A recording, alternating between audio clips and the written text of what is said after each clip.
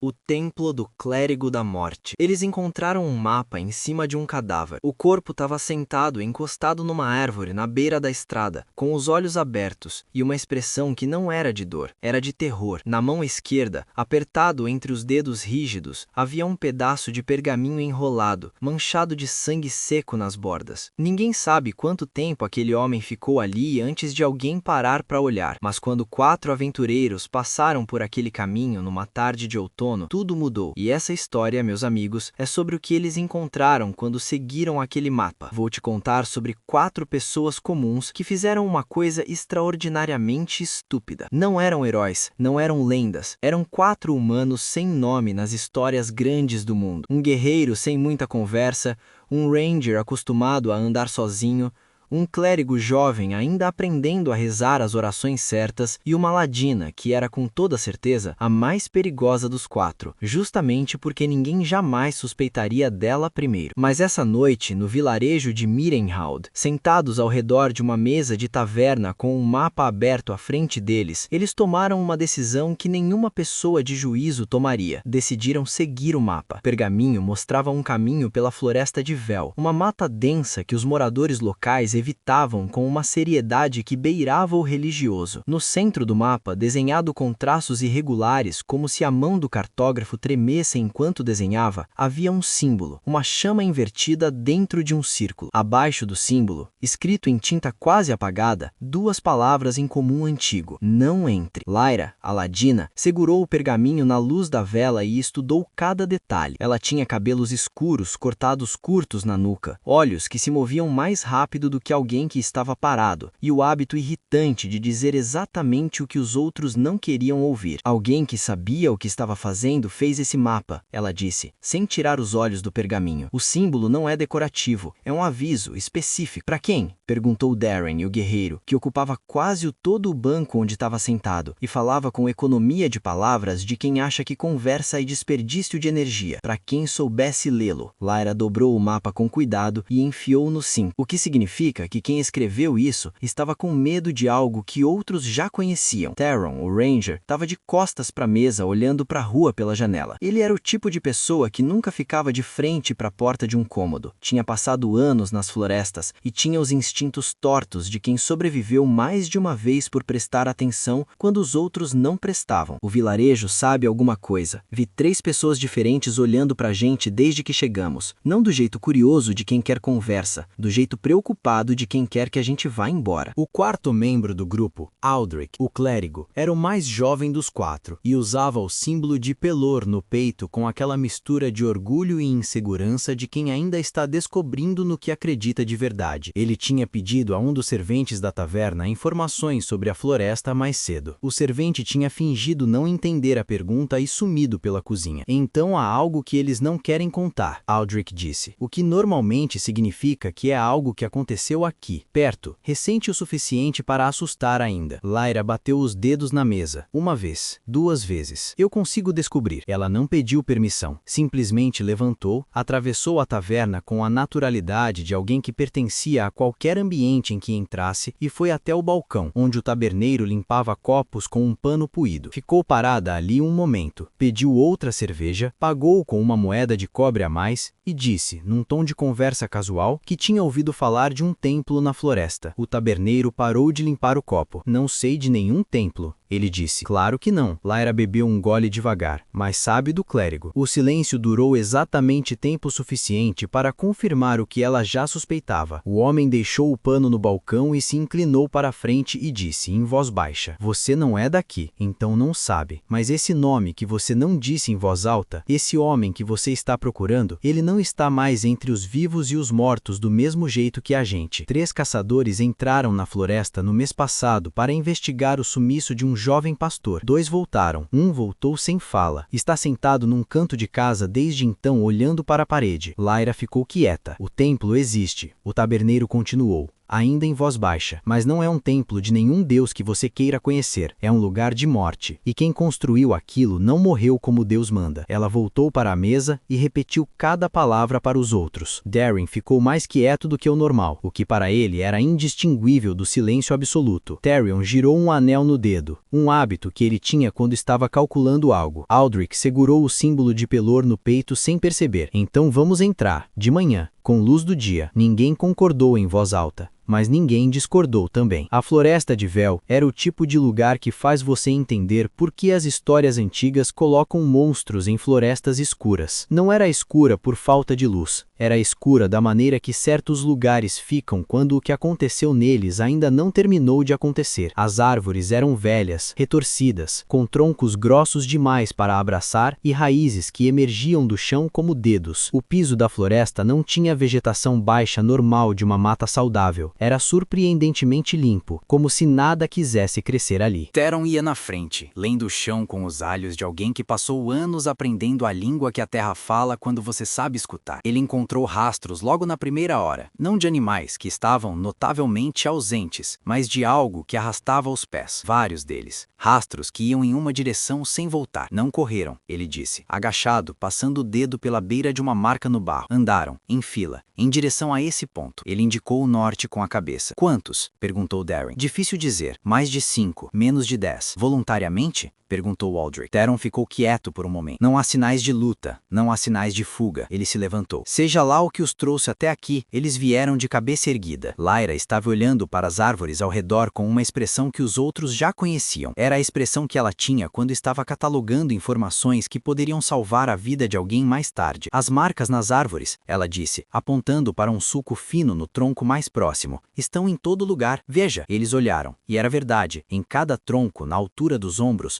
havia um símbolo entalhado, a mesma chama invertida do mapa. Delimitação de território, Lyra disse. Quem fez isso queria saber onde começa o domínio dele, ou queria que outras pessoas soubessem, disse Aldrich, com uma voz que tentava soar calma e não chegava lá completamente. Eles continuaram andando. O templo surgiu de trás de uma névoa que não devia estar ali. Era baixo, de pedra escura, construído de forma que parecia ter crescido do chão em vez de ter sido erguido por mãos humanas. As pedras eram irregulares, sem argamassa, encaixadas com uma precisão que sugeria ou enorme habilidade ou algo além disso. A entrada era um arco sem porta, e do interior vinha um cheiro que Aldrich reconheceu imediatamente. Incenso, o tipo específico que se queima em rituais de passagem. Tem alguém lá dentro, ele disse. Tinha. Lyra corrigiu, olhando para o chão em frente à entrada. Veja os rastros. Vem de dentro para fora há tempo. Ninguém entrou depois. Theron se posicionou à esquerda do arco. Com o arco no ombro, uma flecha já encaixada. Darren desembainhou a espada com um movimento deliberado, sem pressa, e ficou à direita.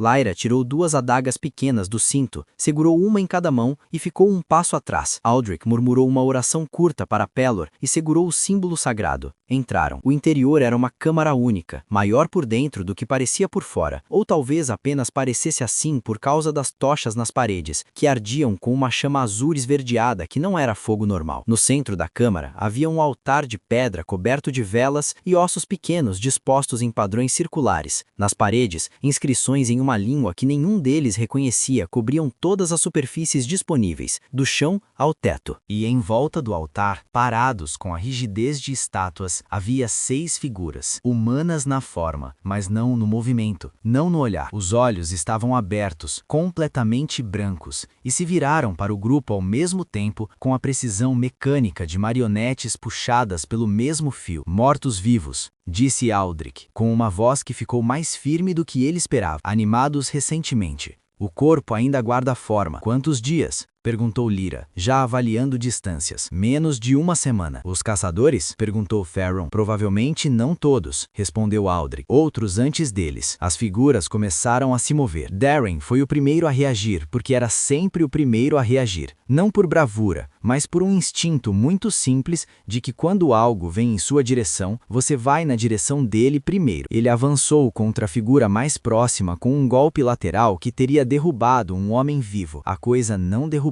Recuou um passo, oscilou e voltou. Mais lento do que deveria, Darren disse, já recuando em guarda. São recentes demais, Aldrich disse. Ainda não tem força total. Temos uma janela. Theron soltou 2 flechas em rápida sequência, mirando as pernas das figuras mais distantes. Uma das flechas acertou o joelho de uma delas e a coisa caiu, mas começou a se arrastar imediatamente. Ele trocou o ângulo e mirou a segunda flecha no crânio. Acertou. A figura parou. Cabeça, ele disse para o grupo. Lyra já estava se movendo. Ela não foi para a luta, foi para o altar. O que você está fazendo? Aldrich perguntou, dividido entre ela e as figuras que avançavam. Pensando, ela respondeu, estudando os padrões de ossos e velas no altar com uma velocidade que parecia impossível dada a circunstância. Isso não é uma sala de combate, é uma sala de ritual. Tem uma lógica, uma estrutura. Darren levou um golpe no ombro de uma das figuras que era mais forte do que parecia e recuou 2 passos, xingando entre os dentes. Ele voltou com um golpe descendente no crânio da coisa e foi mais eficiente. Quantas? Gritou Theron. 4 de pé ainda. Darren respondeu. 3. Theron corrigiu, soltando outra flecha. Aldrich levantou o símbolo de Pelor e recitou a oração de expulsão com a voz mais firme que conseguiu. Era jovem, era inexperiente e sabia que não era páreo para um clérigo de morte estabelecido, mas havia algo na câmara que respondia à luz divina, mesmo que pequena, e 2 das figuras mais próximas recuaram um passo involuntário, hesitantes. Funcionou, disse Aldrich. Surpreso. Continue funcionando, disse Darren, aproveitando o recuo para acertar uma delas com precisão. Lyra encontrou o que estava procurando. Encaixado na base do altar, sobre uma pedra levemente deslocada, havia um objeto envolvido em couro encerado. Ela o tirou com cuidado, os olhos ainda no ambiente ao redor, e desenrolou o couro sobre o altar, enquanto Darren e Theron lidavam com as últimas figuras atrás dela. Era um amuleto, pedra negra, polida, com o mesmo símbolo da chama invertida gravado na superfície. E abaixo do amuleto, gravado na pedra do altar, texto em comum. Ela leu rápido. Aldrich, ela chamou. Ele chegou até ela com o símbolo ainda levantado. Lê isso. Ele leu e ficou quieto. O último estrondo atrás deles indicou que Darren havia terminado o trabalho. O que diz? Darren perguntou, chegando também com o arco ainda em mão. Aldrich baixou o símbolo devagar. Diz que o clérigo que construiu esse lugar não está morto.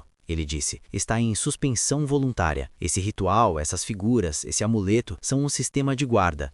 Alguém para aqui, acorda os guardas, eles eliminam a ameaça e o clérigo continua dormindo. Silêncio na câmara. Então onde está ele? Perguntou Darren. Lyra olhou para o chão da câmara, para uma parte específica do chão, onde as inscrições nas pedras convergiam para um ponto central, como linhas apontando para um destino. Embaixo, ela disse. A passagem estava escondida sob o altar. Lyra a encontrou em menos de 2 minutos, que era o tempo que ela precisava para encontrar qualquer coisa que alguém quisesse esconder em uma câmara de pedra. Uma alavanca disfarçada de suporte de vela na lateral do altar. Quando ela puxou, um bloco de pedra girou no chão, revelando degraus descendo para a escuridão. Darren acendeu uma tocha. A descida era curta, 12 degraus, uma câmara menor e no centro dela uma laje de pedra lisa, horizontal, como um sarcófago sem tampa. E sobre a laje, deitado, com as mãos cruzadas sobre o peito, havia um homem. Meia-idade, vestes escuras bordadas com o mesmo símbolo recorrente, respirando. Lentamente, mas respirando. Pale, com as veias visíveis no pescoço e nas mãos como mapas desenhados em tinta escura sobre a pele. Vivo, mas não completamente. Suspensão de morte. Aldrich disse em voz baixa. Ritual proibido. Ele está entre os estados. Não vivo, não morto, pode ficar assim por anos. Pode acordar? Perguntou Darren. Se alguém o despertar, ou se o amuleto for destruído. Todos olharam para o amuleto que Lyra ainda segurava. Se destruirmos isso, ele acorda, ela disse. Não era uma pergunta. Sim, disse Aldrich. E se não destruirmos? Ele continua aqui, indefinidamente, com os guardas lá em cima reabastecidos por esse ritual de tempos em tempos. Lyra virou o amuleto nas mãos, estudou a pedra, o símbolo,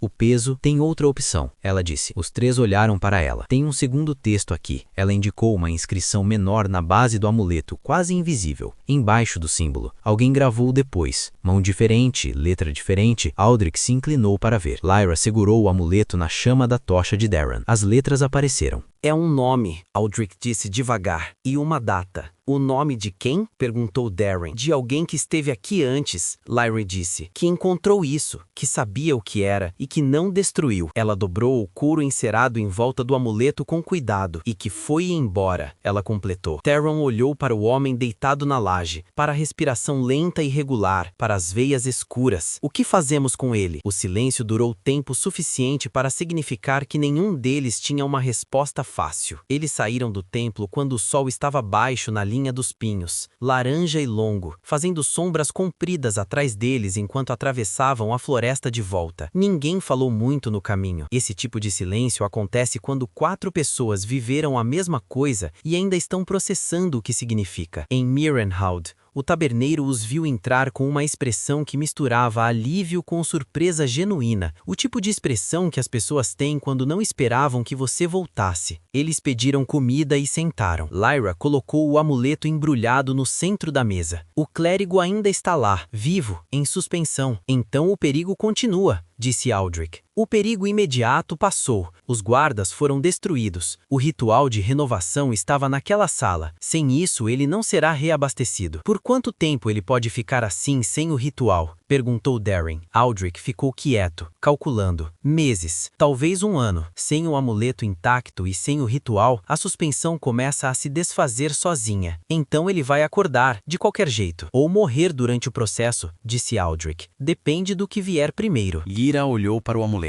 Esse nome na base, ela disse. Preciso descobrir quem é, porque alguém já esteve nessa câmara, encontrou tudo isso e fez uma escolha que não foi destruir. Por quê? Theron perguntou. Porque tinham uma razão. Ela respondeu simplesmente. Darren comeu um pedaço de pão em silêncio. Depois, voltamos amanhã? Lyra guardou o amuleto no bolso interno da jaqueta. Não. Primeiro descobrimos o nome. Depois decidimos o que fazer com o que descobrimos. 3 semanas depois, num arquivo de uma cidade a 2 dias de caminhada, Lyra encontrou o nome. Era de uma estudiosa, uma mulher que havia documentado cultos de morte pela região 20 anos antes, que havia publicado um estudo sobre práticas proibidas de necromancia, que havia desaparecido 2 anos após a publicação e que havia deixado, entre seus pertences catalogados e esquecidos num canto de prateleira, um diário. O diário estava lá. Lyra o abriu na última entrada. A caligrafia era apressada. As palavras curtas. Encontrei o templo, encontrei o amuleto, encontrei o clérigo. Não o destruí porque ele não estava fazendo o que eu esperava. O que ele está fazendo é pior. Não é sobre mortos. É sobre o que ele encontrou embaixo dos mortos. Há algo lá embaixo que antecede o templo em séculos. Ele não construiu esse lugar. Ele o encontrou e está guardando. A última linha estava sublinhada 2 vezes. Não destruam o amuleto. Ainda não. Não sei entender o que ele está impedindo de sair. Lyra fechou o diário devagar. Ficou sentada em silêncio por um longo momento, no meio de um arquivo empoeirado, com o amuleto no bolso e um diário na mão. Depois, se levantou e saiu para encontrar os outros. Há coisas que parecem finais quando você as resolve, e há coisas que, quando você resolve, revelam que sempre foram o começo de outra coisa. O templo do clérigo da morte não era um mistério, era a tampa de um. E em algum lugar no vilarejo de Mirenhout, aquela noite, um homem de vestes escuras respirava devagar sobre uma laje de pedra no escuro, esperando por algo que estava esperando por ele muito antes dele chegar. Se você quer ouvir o que há embaixo do templo, inscreva-se no canal.